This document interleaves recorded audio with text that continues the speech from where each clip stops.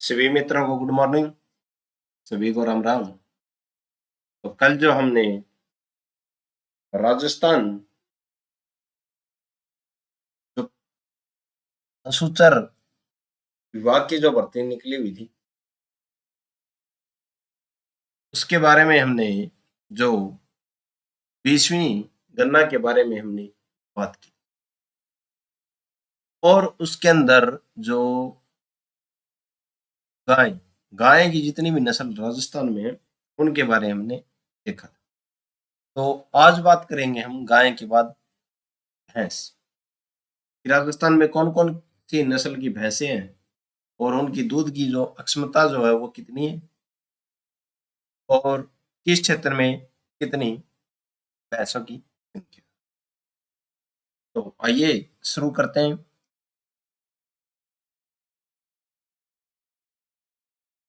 भैंस। तो भैंस की तब हम बात करते हैं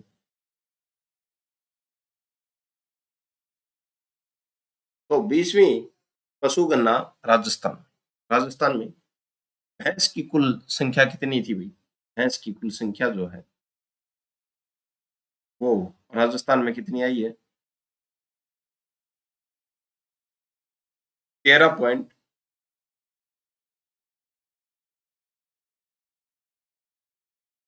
एक मिनट, हाँ 13.7 मिलियन भैंसों की क्या आई है भाई। गणना के बारे में जो संख्या जो है वो आई कि राजस्थान में 13.7 मिलियन क्या है भैंस। भैंसों की संख्या में अब की बार क्या हुई वृद्धि हुई। कितनी वृद्धि हुई 5.53% की क्या हुई वृद्धि। देश में राजस्थान का स्थान कौन सा भाई दूसरा। ठीक है, देश में जो राजस्थान का जो स्थान जो है भैंस के मामले में वो कौन सा है भाई दूसरा। सबसे अधिक भैंस कहाँ पे है भाई जयपुर में और सबसे कम भैंस कहाँ पे है जैसलमेर। ये पूछ रहे कि राजस्थान में सबसे अधिक भैंसों की संख्या कहाँ पे है तो जयपुर में। सबसे कम भैंस कहाँ पे है तो राजस्थान में जैसलमेर। ठीक है, आइए वैज्ञानिक नाम उबेल्स उबेलिस। ठीक है, ये क्या है भैंस का वैज्ञानिक नाम। ठीक है, अगर इनके जो कुल कुल जो होता है कुल की बात करें या वंश की बात करें वाविडी। वाविडी जो वंश है और जो कुल जो है जैसे बिल्ली प्रजाति होती है वैसे ही इनका जो वंश जो है वो कौन सा है वाविडी है वाविडी।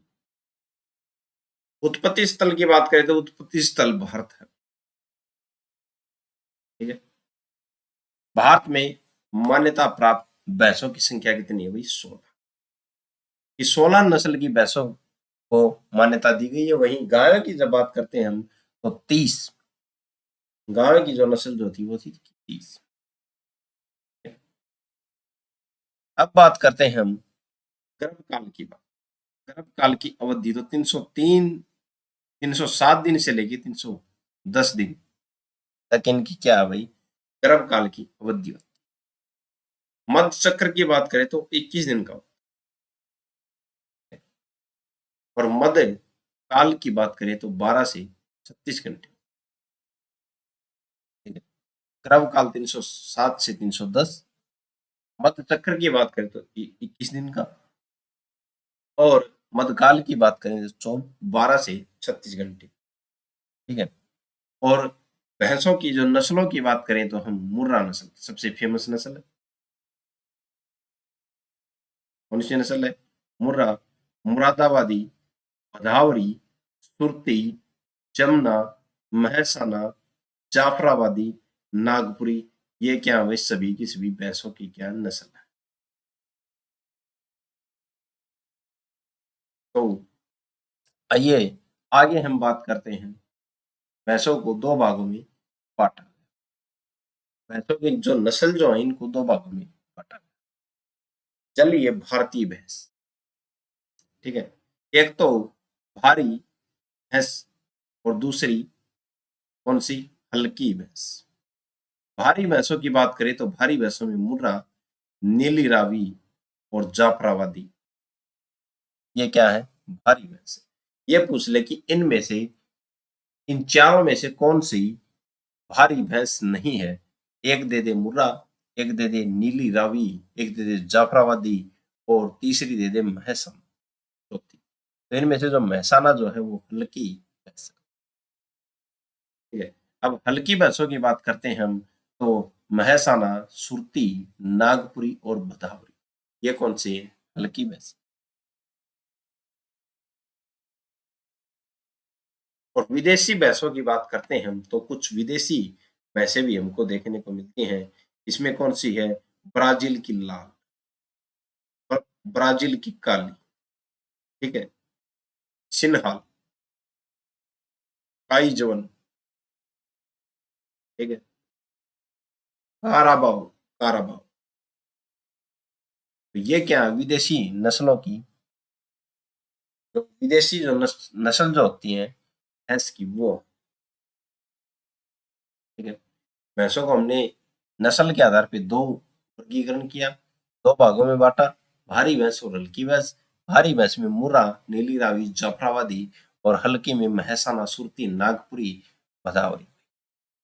और विदेशी भैंसों के बारे में, जो विदेशी जो भैंस जो है उनके बारे में भी नीचे हमने देखा, ब्राजील की लाल, ब्राजील की काली, सिंहाला, काई, जवन और काराबाओ, ये भी क्या है? भैंस। भैंस में गुणसूत्रों की संख्या की बात करते हैं हम, तो 50, ठीक है, 50 जल भैंस में गुणसूत्रों की संख्या, ठीक है। वहीं हम दलदली भैंसों में बात करते हैं, तो ये होती है भाई 48,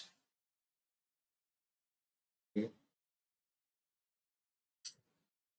भैंस ब्याने की क्रिया को क्या कहा जाता है? जैसे वो गाय की ब्याने की क्रिया को काविंग बोलते थे, वैसे ही भैंस के ब्याने की क्रिया को क्या बोलते हैं? काविंग। भैंस की श्वसन गति की बात करते हैं, तो 16 से 20 मिनट श्वसन गति है। भैंस का जो मांस जो होता है उसको क्या बोलते हैं? बफन या कलेज, बफन या कलेज। और गाय के मांस को क्या बोला जाता था? बीफ। भारत में सबसे ज्यादा दूध उत्पादन भैंस से प्राप्त होता है, कितना होता है भाई? 52%। सबसे ज्यादा दूध उत्पादन भारत में भैंस से होता है, कितना? 52%। भारत में भैंस पशुधन की संख्या कितनी है भाई? 10.98 करोड़, पशु गणना 2019 के अनुसार। विश्व में भारत का विश्व में भारत का भैंसों की दृष्टि से कौन सा स्थान है भाई? प्रथम। तो सबसे ज्यादा भैंसें पूरे विश्व में कहाँ पे पाई जाती हैं? ये हमने नॉर्मल जो तथ्य जो थी उनके बारे में बात कर लिया। अब हम नस्लों के बारे में बात करते हैं, कौन सी नस्ल कितना दूध देती है। सबसे पहले मुर्रा नस्ल। मुर्रा भैंस का अन्य नाम है भाई दहली भैंस, हुंडी और काली। काला सोना भी बोला जाता है इसको, हरियाणा, ठीक है। उत्पत्ति स्थान की बात करें तो पश्चिमी उत्तर प्रदेश, दिल्ली, हरियाणा व पंजाब, ठीक है। ये उत्पत्ति स्थान, उत्तर प्रदेश, दिल्ली, हरियाणा व पंजाब। शारीरिक विशेषता की बात करें तो पशु स्याही काले रंग के, ठीक है, लेकिन मुंह, पैर और पूंछ पर सुनहरे बाल, ठीक है। सुनहरे रंग की क्या होते हैं भाई?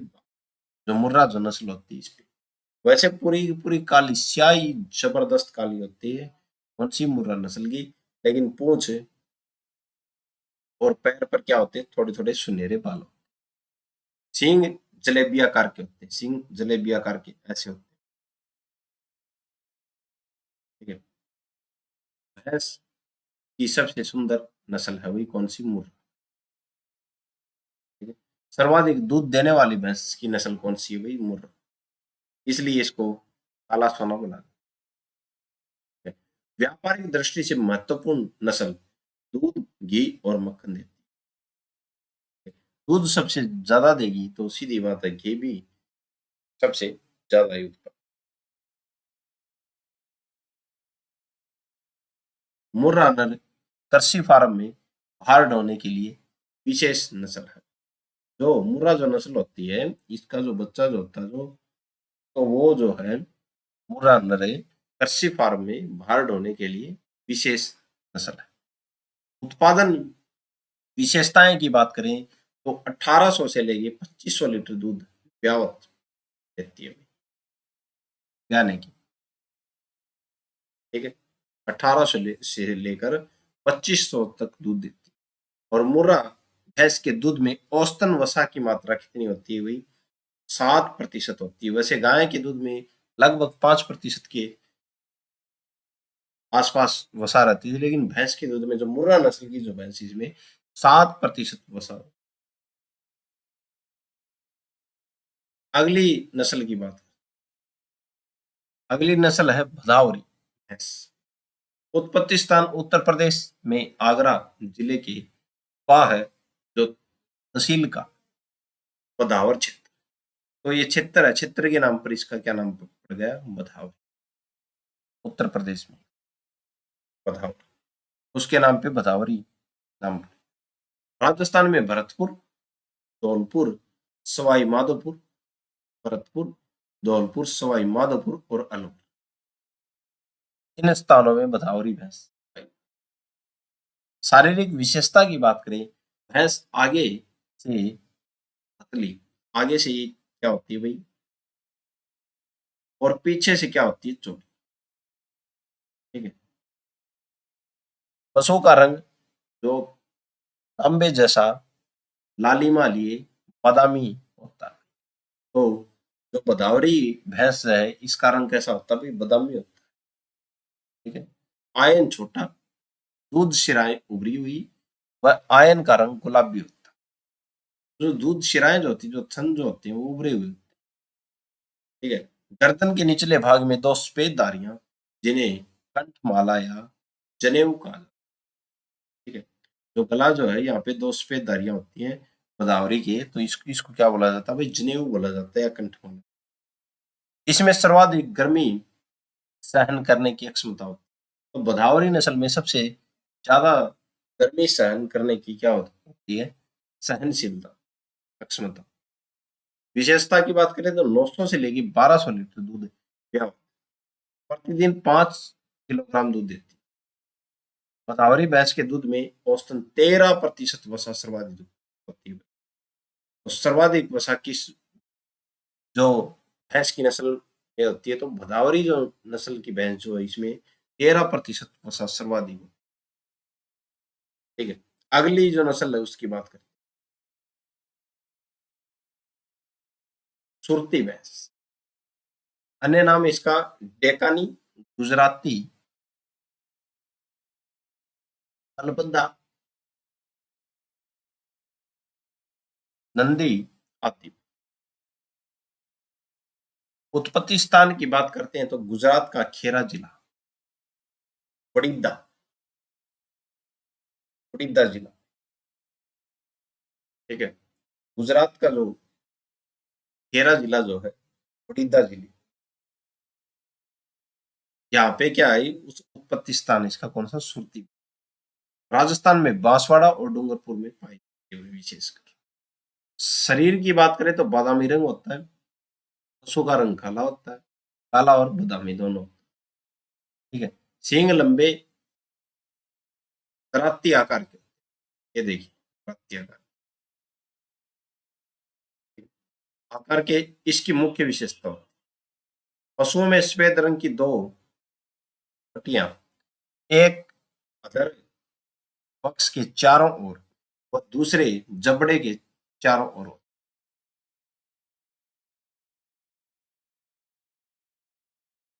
ये दो क्या होती है इसमें पट्टियां होती है, एक जबड़े के चारों ओर और एक जो अधर जो वक्ष जो होता है उसके चारों। ठीक है। उत्पादन विशेषता की बात जब करते हैं तो 1600 से लेकर 1700 लीटर दूध ब्यावत देती है कौन सी सुरती। ठीक है। सुरती भैंस के दूध में औसतन 7.5% क्या होती है? तो अगली जो नस्ल जो है उसकी बात करते हैं, वो कौन सी है? महसाना। उत्पत्ति स्थान गुजरात का महसाना जिला था। बनासकांडा व साबरकांडा काठा गुजरात।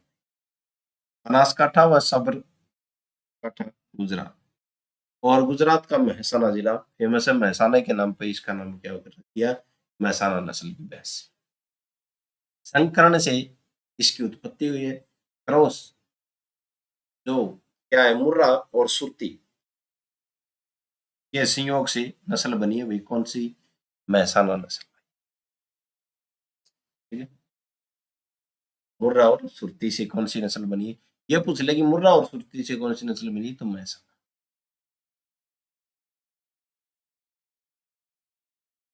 शारीरिक विशेषता की बात करें तो पशु का रंग काला या बदामी। काला किसके कारण? मुर्रा के कारण। और सुर्ती के कारण बदाम। चेहरा, टांग तथा पूंछ के सिरे पर सफेद धब्बे होते हैं। ठीक है। इस भैंस का सबसे लंबा दूध काल लगभग 365 दिन तक दूध देती है। ठीक है। सबसे ज्यादा लंबा काल दूध देने का। उत्पादन विशेषता की बात करते हैं तो 1200 से लेके 1700 लीटर तक ब्यावत दूध। और वसा की बात करते हैं दूध में, तो औसतन दूध में वसा की मात्रा 6%। महसाना। अगली जो नस्ल है उसकी बात करते हैं हम, तो अगली नस्ल है वो है नागपुरी।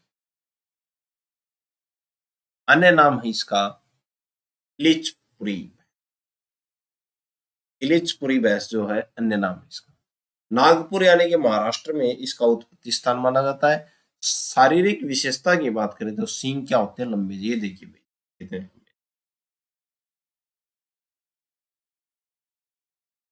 सींग कितने। सींग लंबे तो तलवार की तरह लंबे होते हैं।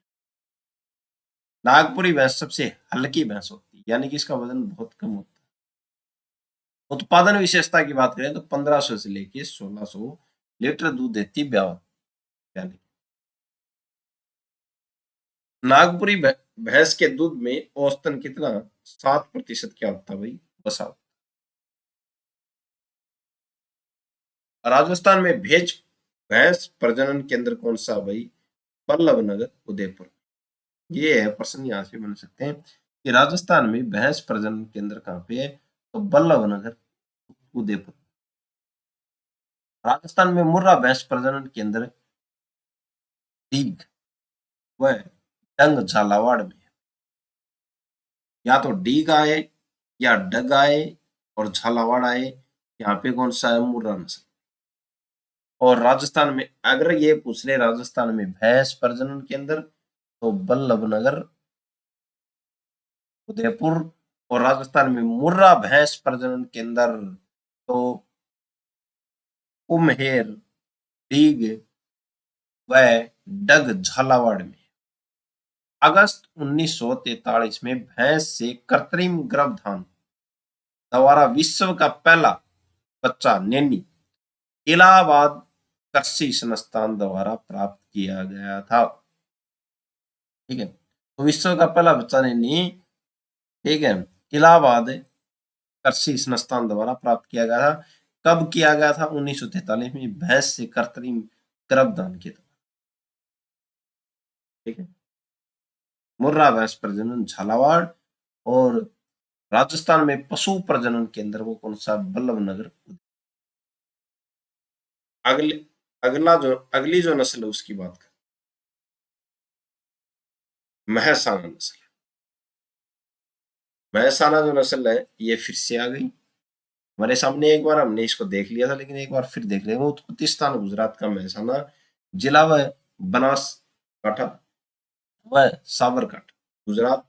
संकरण से इसकी उत्पत्ति हुई। मुर्रा और सुरती नस्ल के संयोग से ये कौन सी? महसाना बनी। पशु का रंग काला या बादामी। चेहरा, टांग व पूंछ के सिरे पर सफेद धब्बे होते हैं। ठीक है। इस भैंस का सबसे लंबा दूध काल होता है। महसाना सबसे ज्यादा लंबा दूध काल होता है इसका 352 दिन। उत्पादन विशेषता 1200 से लेकर 1700 लीटर दूध ब्यावत की। और महसाना ब्यावत यानी कि ब्याने के बाद, ठीक है, बच्चा पैदा करने। महसाना भैंस के दूध में औसतन 6% वसा होती है। आगे बात अगली जो नस्ल है उसकी,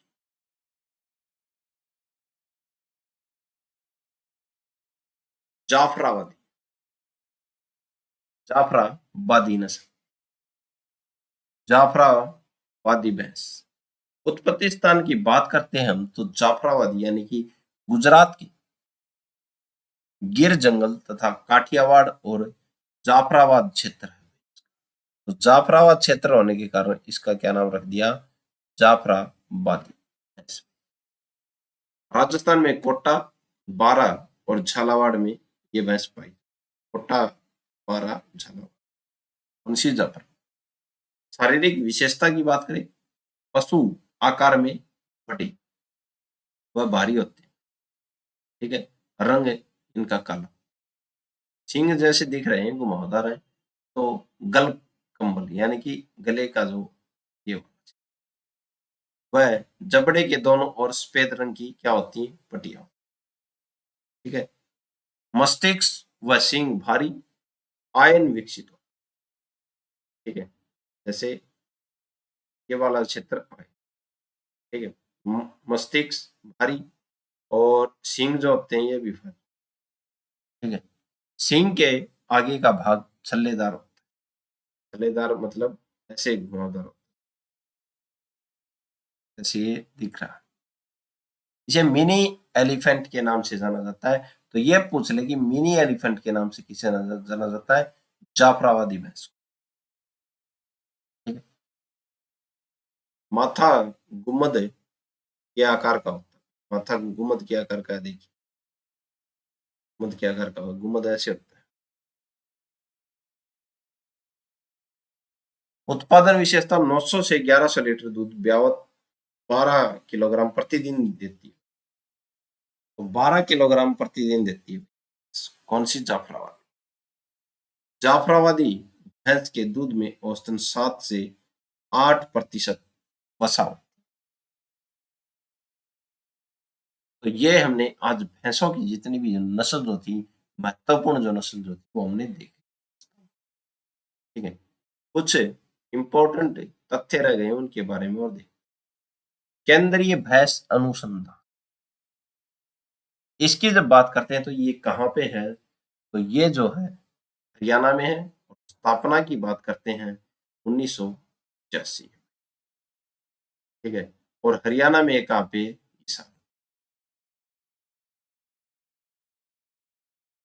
नेशनल डेयरी डेवलपमेंट बोर्ड, ये कहाँ पे है भाई, तो ये आनंदपुर गुजरात, ठीक है। तो डेयरी बोर्ड की बात करते हैं तो ये कहाँ पे, आनंद गुजरात में 1965 में इसकी क्या हुई थी भाई, स्थापना। वहीं हम रिसर्च इंस्टीट्यूट की बात करते हैं, डेयरी रिसर्च इंस्टीट्यूट NDRI, तो 1923 में इसकी स्थापना हुई थी और ये कहाँ पे, करनाल हरियाणा, ठीक है। आनंद मिल्क यूनिक लिमिटेड की बात जब हम करते हैं तो इसकी जो स्थापना जो है 14 दिसंबर 1946 को, ठीक है। तो यह कुछ महत्वपूर्ण जो तथ्य जो थे, आनंद मिल्क यूनिक लिमिटेड की स्थापना 14 दिसंबर 1946 को। और जो डेयरी रिसर्च इंस्टीट्यूट जो है ये कहाँ पे, करनाल हरियाणा में इसकी स्थापना 1923। और नेशनल डेयरी डेवलपमेंट बोर्ड ये कहाँ पे है भाई, 1965 में इसकी स्थापना हुई थी और आनंद गुजरात में है। वहीं भैंस, केंद्रीय भैंस अनुसंधान की बात करें तो 1985 में इसकी क्या हुई थी, स्थापना हुई थी, ठीक है। ये कहाँ पे है भाई, हिसार में है। वहीं हम असम असम केंद्र की बात जब करते हैं तो ये भी कहाँ पे है, हिसार में है। और इसकी स्थापना हुई थी 1986 में, 1985 में इसकी हुई थी और एक साल बाद 1986 में तो आज जो हमने देखा इस नस्ल के बारे में, भैंसों की जो नस्ल जो है, इनके बारे में कल हम आगे देखेंगे किसी और नस्ल के बारे में। आज के लिए इतना ही। धन्यवाद।